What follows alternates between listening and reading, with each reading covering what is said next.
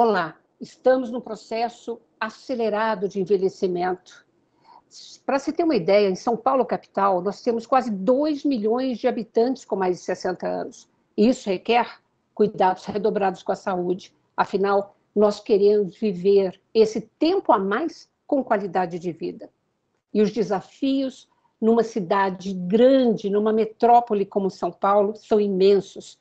Por isso, minha convidada de hoje é a doutora Rosa Maria Bruno Marcucci. Vou apresentá-la melhor a vocês. Ela é enfermeira pela Unifesp, Universidade Federal de São Paulo, especialista em gestão de políticas públicas em saúde da pessoa idosa pela Fiocruz e é coordenadora da área técnica da pessoa idosa na Secretaria Municipal de Saúde de São Paulo. Rosa Marcucci, muito bem-vinda. Olá, Alina, muito obrigada pelo convite. É muito bom poder falar um pouquinho da nossa atuação aqui na cidade. Me diga uma coisa, esse crescimento da população idosa amplia também os desafios para a saúde? Sem dúvida que sim, né? Nós temos aí uma projeção de envelhecimento populacional numa velocidade bem maior do que a que era esperada, né?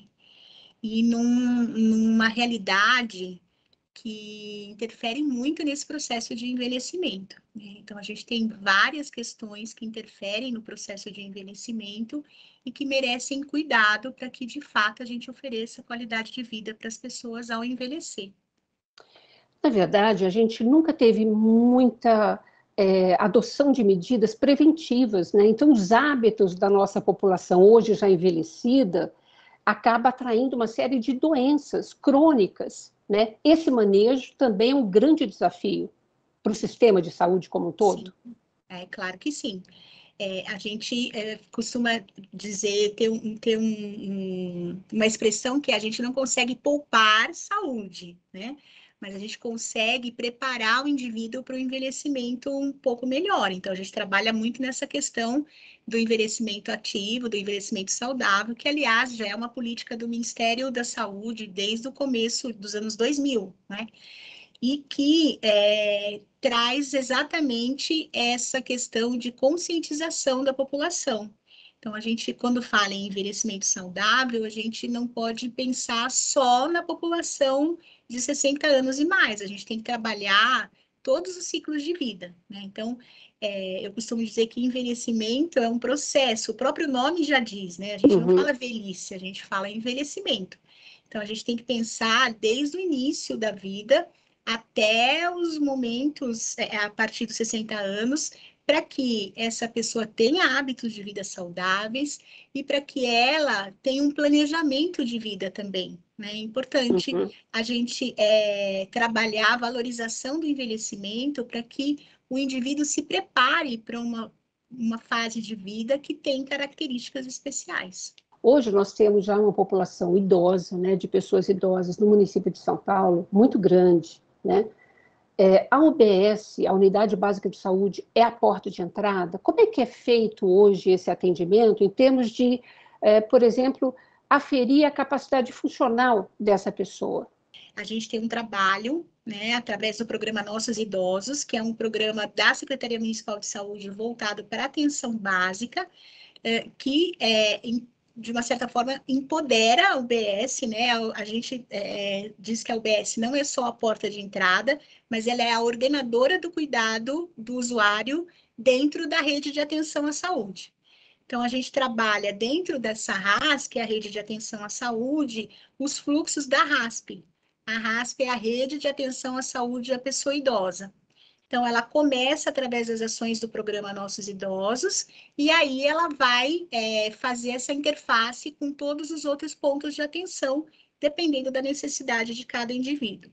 E aí, o ponto inicial dessa atuação é a avaliação multidimensional da pessoa idosa na atenção básica, que é a AMP-AB, que é um instrumento que vai trabalhar o idoso, identificando as necessidades, identificando como ele se encontra dentro do processo de envelhecimento, porque o processo de envelhecimento é algo muito individual, né? Vai depender de vários fatores intrínsecos e extrínsecos, ou seja, depende de questões genéticas, depende do estilo de vida dessa pessoa, depende também de como ela, até mesmo de como ela se vê dentro do processo, dentro da sociedade, como ser pertencente à comunidade, né? Uhum. Então, a gente vai identificar todas essas questões que estão muito condicionadas à questão de funcionalidade,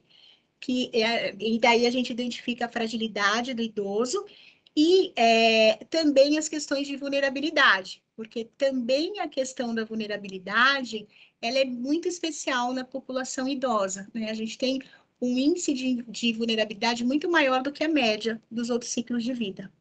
Vamos traduzir isso, então, para a população. Dê um Vamos. exemplo de vulnerabilidade que vocês têm detectado na nossa população. Então, quando a gente fala em vulnerabilidade, normalmente a ideia é só pensar na questão econômica, né? E não necessariamente ela envolve também a questão econômica, mas ela também avalia o que a gente chama de rede de apoio ou rede de suporte. Então, muitas vezes esse idoso ou tem vínculos familiares fragilizados, ou tem ausência de vínculos familiares, e ele pode até se acertar com a comunidade, com uma rede de amigos, ou uma igreja que ele frequente, e formar uma rede de apoio mais fortalecida ou não. Ele pode não ter, ou como eu digo, né, uma rede de apoio ou ausente ou insuficiente. Então, isso para o idoso, a partir do momento que ele necessita de apoio para realizar as atividades de vida diária, né, que podem ser ir fazer compra, ou apenas ir ao banco, só atividades externas, ou atividades dentro da própria casa, né, como fazer a própria comida, tomar banho. Então, a gente tem um grau variado de necessidades que vão aumentando de complexidade. Então, quanto maior a complexidade dessa necessidade de cuidado, maior a necessidade de uma rede de apoio dessa pessoa. E isso a gente acaba vendo em qualquer nível socioeconômico, né? Tanto que a gente tem equipes do programa Acompanhante de Idosos que atuam na periferia e nos bairros nobres da cidade também. Porque, às Atua vezes, a também gente... nos bairros... É Sim, mesmo? Atua também nos bairros nobres? atua também. A gente tem pacientes, por exemplo, aqui na região central, que estão na região dos Jardins e que tem um grau de vulnerabilidade bastante acentuado. Na verdade, hoje nós temos uma população, vamos dizer assim, vulnerável e com fragilidades bastante importante numa metrópole como São Paulo. Com o envelhecimento acelerado que a gente está tendo, é preciso ampliar, inclusive, esse serviço hoje do PAI, desse programa de acompanhante de idosos. É uma coisa, essa é uma questão que a Secretaria Municipal de Saúde tem trabalhado bastante na ampliação do serviço, né? Tanto é que hoje nós estamos com 50 equipes de PAI, num programa que é unicamente custeado pelo município. O PAI não é um programa federal, ele não tem repasse de verba federal. Aliás, todas as ações que o município de São Paulo realiza para a população idosa especificamente, são custeadas apenas pelo Tesouro Municipal. Tanto as unidades de referência, quanto as equipes do programa Acompanhante de Idosos. Por isso que, de certa maneira, é importante ampliar, inclusive, essas verbas para que a gente possa ampliar o atendimento e melhorar esse atendimento, né, Rosa? Seria fundamental que a gente tivesse um fluxo de repasse pelo Ministério da Saúde para os serviços específicos, pensando na necessidade dessa rede de cuidados continuados, né? Claro. Que tende a acontecer. Então, a gente tem todo um trabalho de prevenção de agravos do envelhecimento no município, as unidades básicas realizam essa AMP-AB.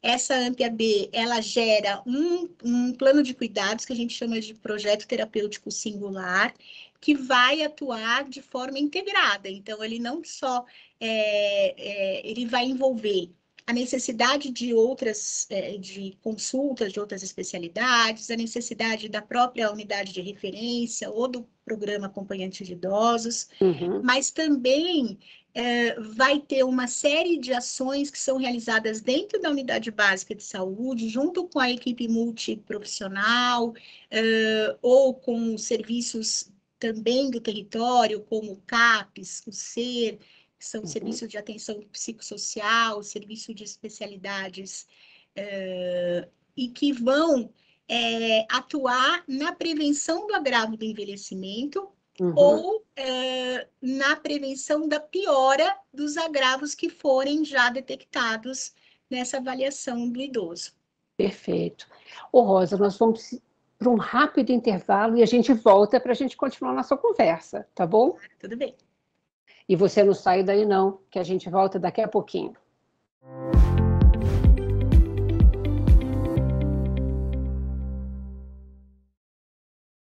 Caso você queira enviar perguntas ou sugestões, é só apontar o seu celular no QR Code que está aparecendo aí na sua tela.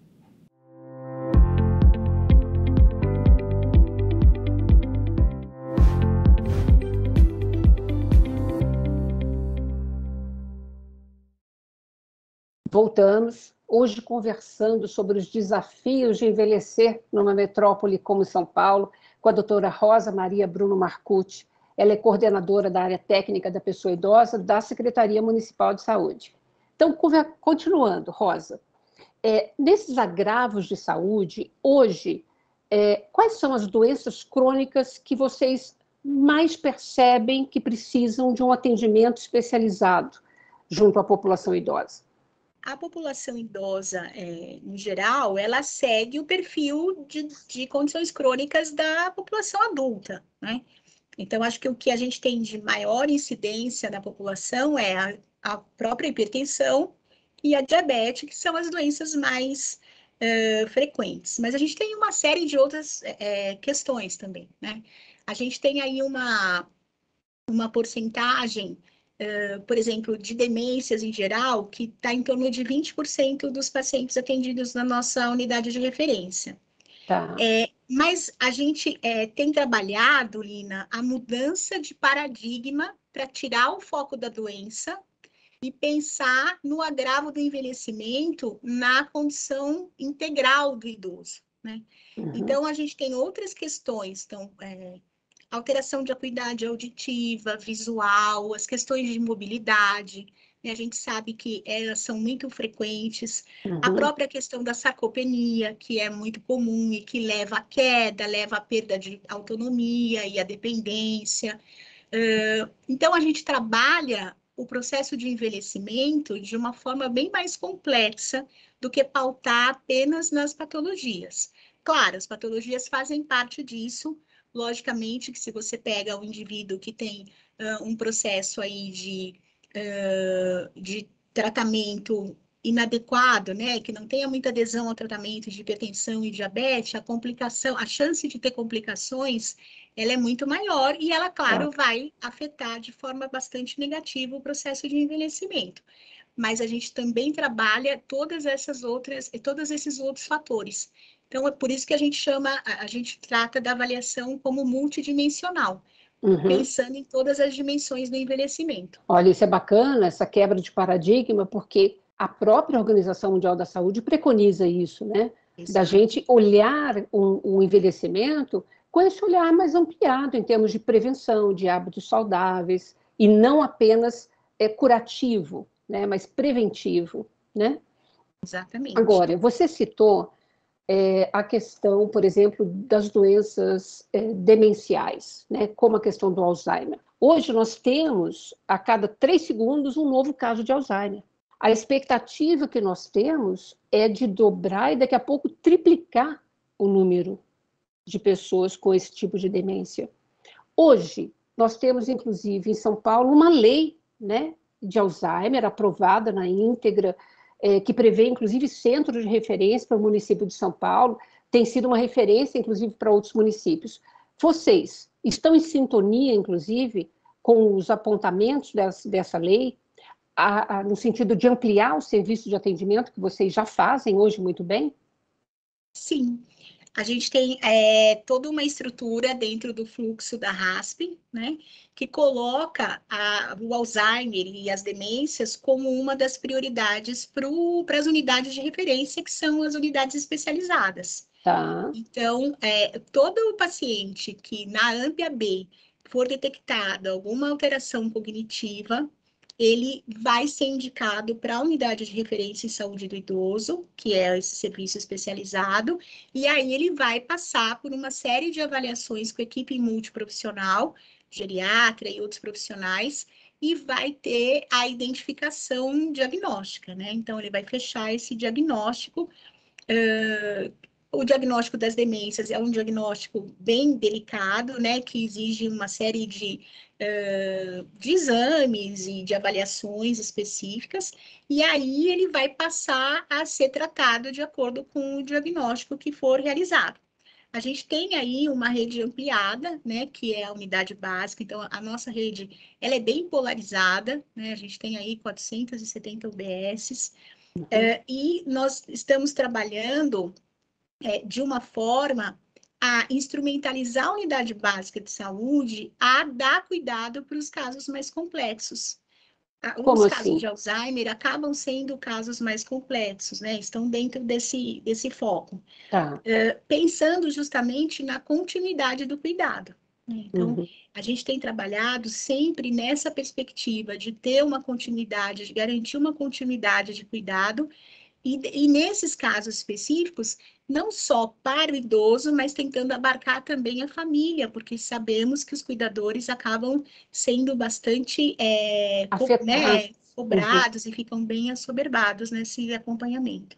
Nossa, muito interessante, porque hoje nós temos uma realidade de muito idoso cuidando de idoso, inclusive, né, Exato, Rosa? E, exato. e esse tipo de núcleo familiar que está tão enxuto, né, não só em São Paulo, mas nos municípios brasileiros, é é um foco, é uma meta também do serviço de vocês, no sentido de busca ativa desse idoso da periferia? Sim, sim, sem dúvida. Lembrando que na periferia a gente tem o maior índice de cobertura da estratégia de saúde da família, né? Que é uma equipe de saúde que tem os agentes comunitários de saúde que fazem o mapeamento do território. Então, toda vez que muda alguém, né, tem algum morador novo, o agente comunitário daquela região faz esse cadastro, Uhum. detectando que existe um idoso, a gente, então, deve fazer a avaliação multidimensional.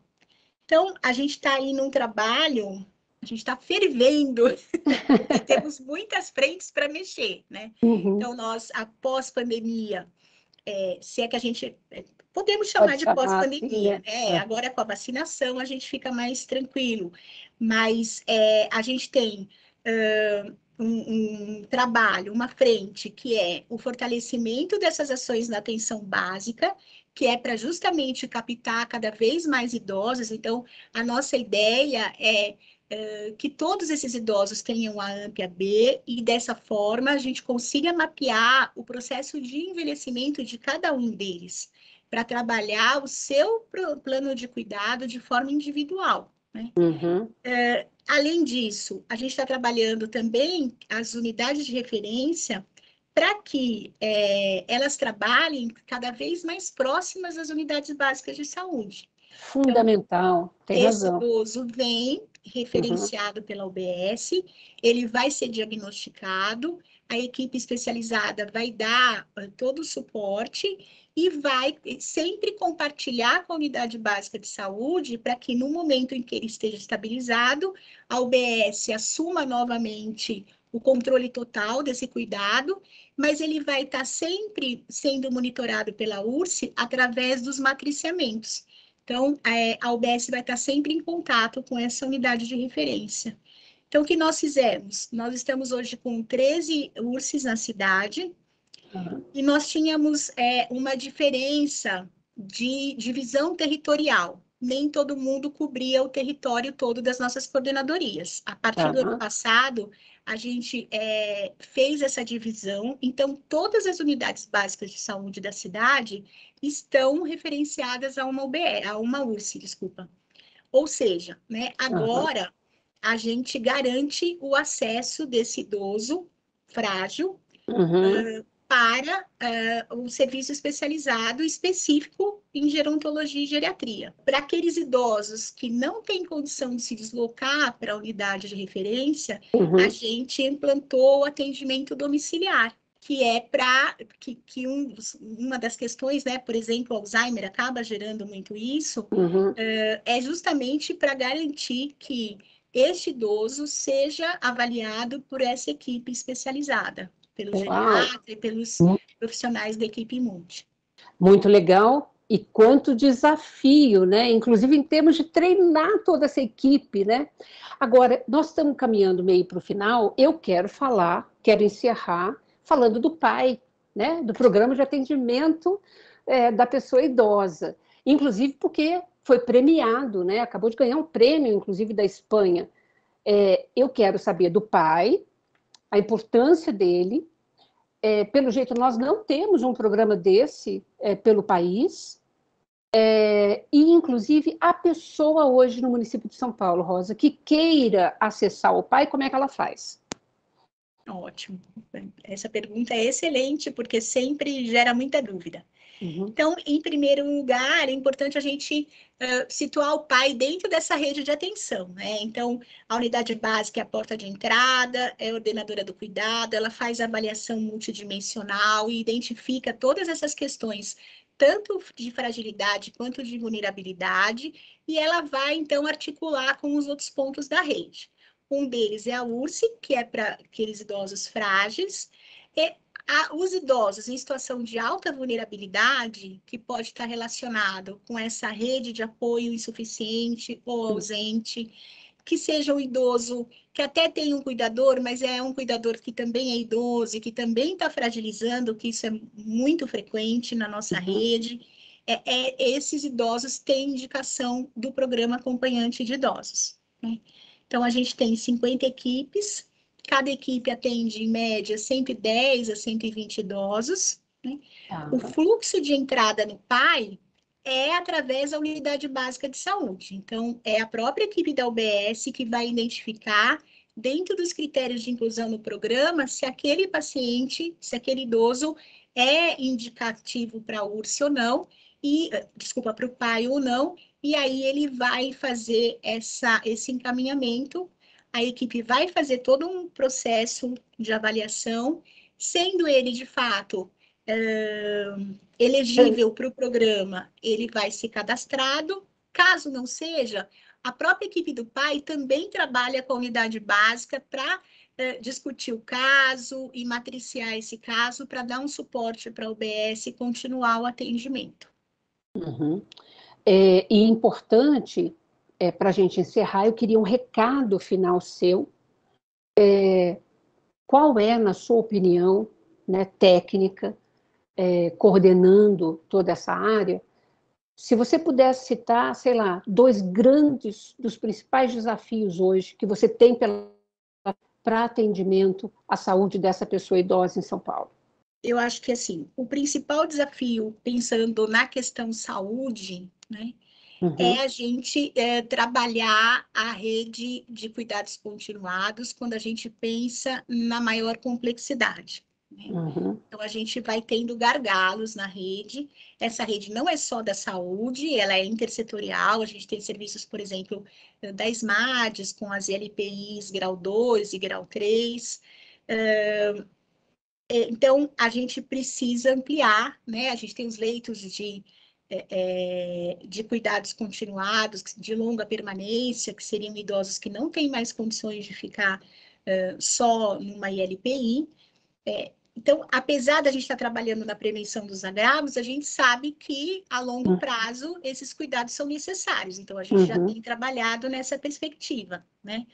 Quando nós avaliamos a projeção do nosso CINFO para 2030 já, a gente tem um aumento não só da população idosa, mas da população idosa mais longeva, o que por si só já é um critério que pode ser considerado de fragilidade, né? Apesar de a gente ter idosos bastante longevos, muito ativos e com um perfil bastante saudável, a gente sabe que a perda dessa atividade, ela pode ser mais abrupta nos idosos mais longevos. Então, a gente tem que pensar nessa perspectiva, né?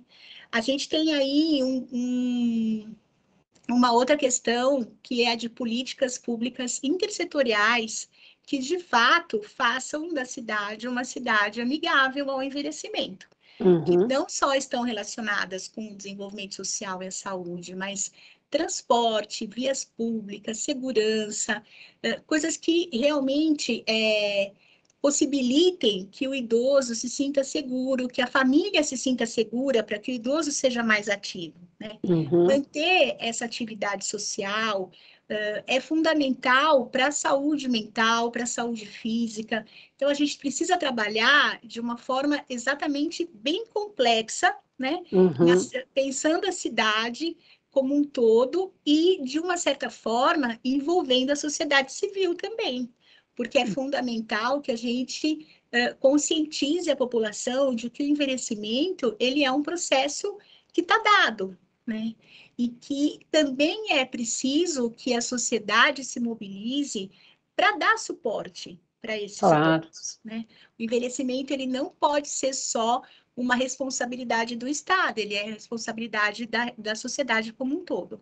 Concordo total. Conta com a gente, Rosa. Estamos todos juntos para a gente conseguir construir, né, um ambiente amigável mesmo à pessoa idosa para absolutamente todas as pessoas. Muito obrigada, viu, pela sua participação. Foi ótima.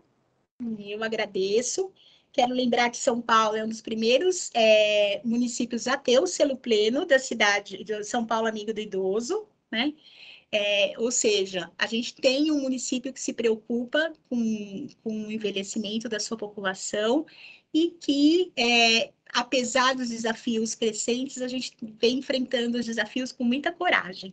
Estamos juntos nessa. Tá bom, obrigada. Obrigada a você também que nos acompanhou até aqui. Se você quiser rever este ou qualquer outra produção da Rede Câmara, se inscreva no nosso canal no YouTube, nos acompanhe nas redes sociais. Rede Câmara São Paulo, sua conexão com a política da cidade. Beijo grande, obrigada, até a próxima.